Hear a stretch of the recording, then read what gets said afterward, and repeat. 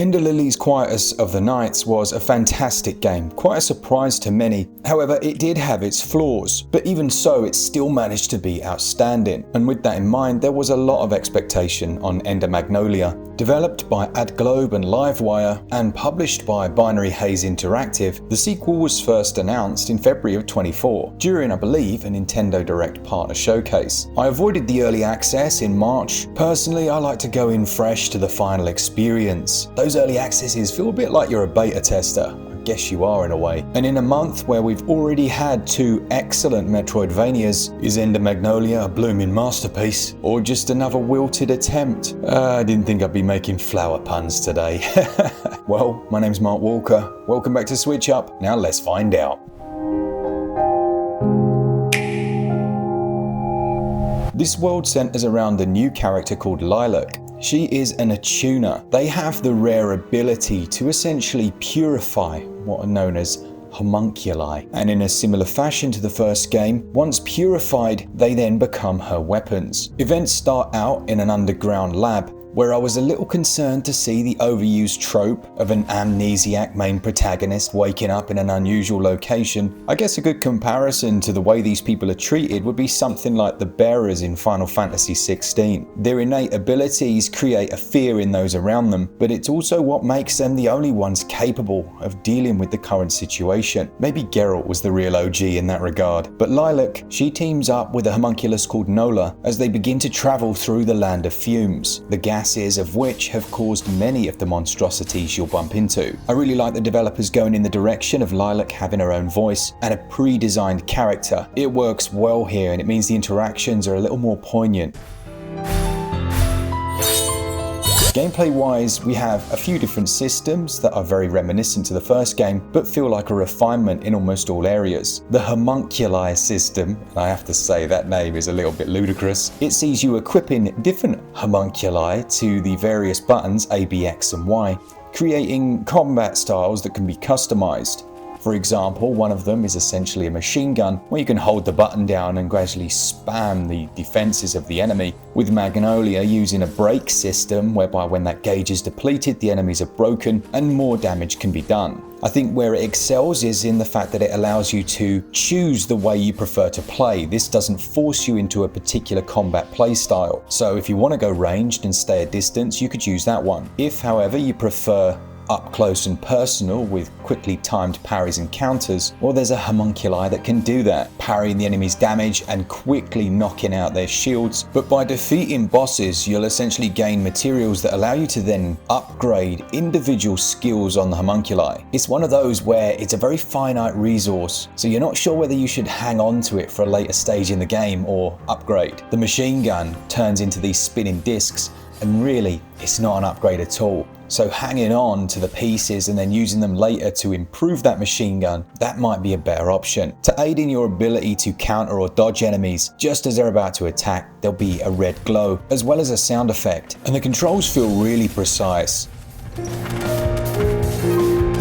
It's one of those where you can only kick yourself when you die. But to try and stop that happening, you'll be using her purification healing spell, which she can use 3 times before she rests at the respite benches. All of this will be sounding so familiar if you've played almost any Metroidvania in recent years, and I guess that's perhaps Magnolia's biggest weakness, that being what's come before. But someone asked me yesterday, of the 3 games, this is easily the best one I've played this month. Why is that? It's a combination of every aspect. Take for example the mapping system. You can fast travel to any of the benches you've visited, but the map itself is really cleverly designed to still enable that free flow exploration nature while giving you a really clear overview. You can zoom out and see exactly where all of the exits are. They're marked with these green diamonds. And you can also place markers and set locations to visit, but small touches like the map only turning blue when you fully explored a section, that's such a good idea. It will also indicate if there's an item that you've missed, and in the corner it will give you just a vague idea of where you should be heading next without being too overt. Something like Blade Chimera was lovely. I really enjoyed it, but that was also more from the stance of just how easy it is to know exactly where to go next, the fact that you could fast travel to every single section. But one of the intrinsic qualities for many people in a game like this, and referencing something like Hollow Knight, is that feeling of discovery. Magnolia plays on that side of the card, and it does it brilliantly. A final thought on combat then, it's nice to see them actually refine things a little. So for example, enemies actually take fall damage. So if you knock them off a ledge, they'll fall to their death. Or if there's a status like fire or electricity, it could also hit them. It's a really small detail, isn't it? But when you play enough games, you start to notice those things. It creates a fairness and a balance within the world. And on the subject of balance, this features extensive difficulty tweaking and sliders, allowing you to fully customize, if you want, the difficulty. Now at those respite benches, that's the only place where you can actually equip different homunculi.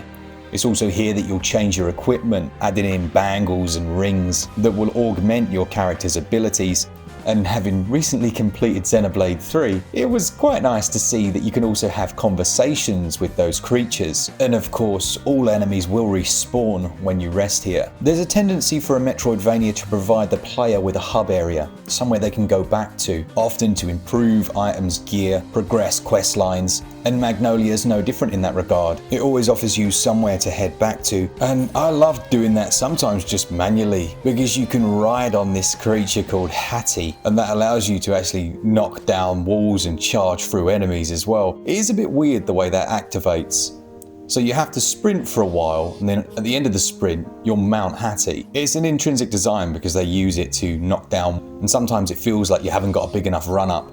But it is quite cool, I have to say. It's funny because End of Magnolia feels like a mashup of some of the best Metroidvanias. That aspect reminds me of Death's Gambit Afterlife, which used something similar. Exploration is also facilitated by various skills like the air dash, the ground pound, smashing through those walls. Where it really excels though is in the visual, as we'll go into in the next section. Oh my goodness, does this look amazing. Overall, I feel like gameplay is a very minor improvement over the original that was already excellent. I do personally feel like it's a little bit safe. We are getting to the stage now with Metroidvanias that it's different to differentiate yourself. Still, it's excellent. It gets 18 out of 20. There are a couple of minor quirks with controls, like when you're trying to combine different moves together, like their simultaneous use can sometimes stop one from activating, but they are generally very strong. They score 17 out of 20.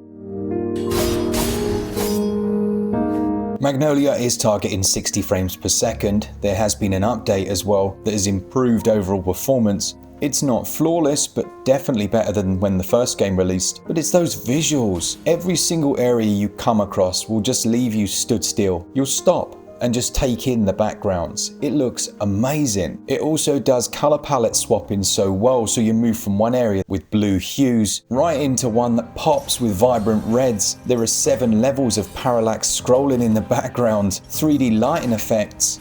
There is only one critique I can level at it, and it's sometimes the background elements. They're almost drawn too well so as to look like physical items that you can't move past. That is to say, static objects. It meant that a couple of times I didn't go down a path because my brain went, oh, that's blocked. Now that feels like a me issue, because looking at this game, there's very little in the way of visual negatives you could level at it. On the contrary, the character designs, they reminded me a bit of Fuga Melodies of Steel, but those homunculi, they have that grotesque quality. It's a beautiful game, which is only heightened by the soundtrack.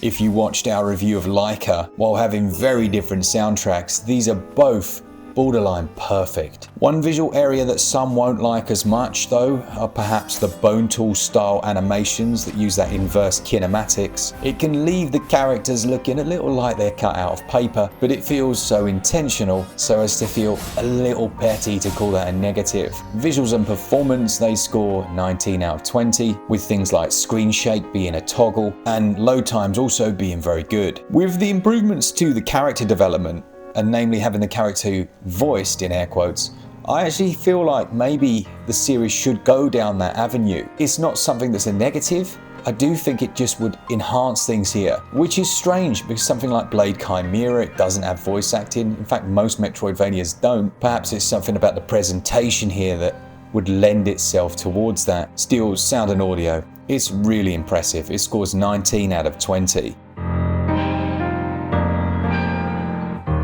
Magnolia is going to cost you $20.99 or your regional equivalent, and I'm sure there will be a physical. You'll probably get one on PlayAsia or something. You could use our code in the description. It's a 3GB download and it's around the same length as the first game, so about 10 to 15 hours, which you can push a little further if you're looking for secrets. Value scores 18 out of 20.